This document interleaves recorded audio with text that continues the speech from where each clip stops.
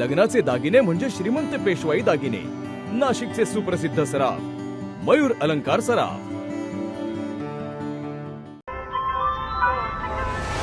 ताज्या बातम्यांसाठी नाशिक न्यूजच्या YouTube चॅनलला सबस्क्राईब करा आणि बेल आयकॉनला प्रेस करा।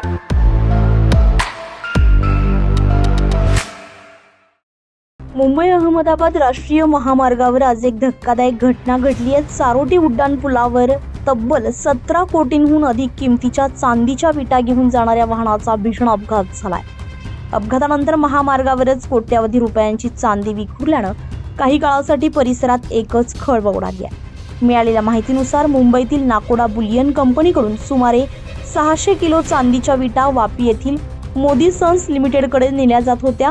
दरम्यान चारोटी उड्डाण पुलावर वाहन चालकाचा ताबा सुटल्यानं चांदीने भरलेले वाहन पलटी झाले।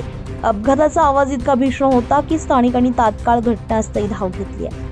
मात्र घटनास्थळी पोहोचताच रस्त्यावर विखुरलेली कोट्यावधींची चांदी पाहून सर्वजण थक्क झाले। तर या घटनेमुळे सुरक्षेचा प्रश्न निर्माण झालेला होता। घटनेची माहिती मिळताच कासा पोलिसांनी तात्काळ घटनास्थळी धाव घेत परिसराचा ताबा घेतला। चांदीच्या विटांभोवती कडेकोट पोलीस बंदोबस्त तैनात करण्यात आलाय। दरम्यान हा अपघात तांत्रिक बिघाडामुळे झाला की यामागे अन्य काही कारण आहे याचा तपास सध्या कासा पोलीस करतायत। या घटनेनं महामार्गावरील सुरक्षेबाबतही नवे प्रश्न उपस्थित केले आहेत। अतुल पवार, नाशिक न्यूज, नाशिक।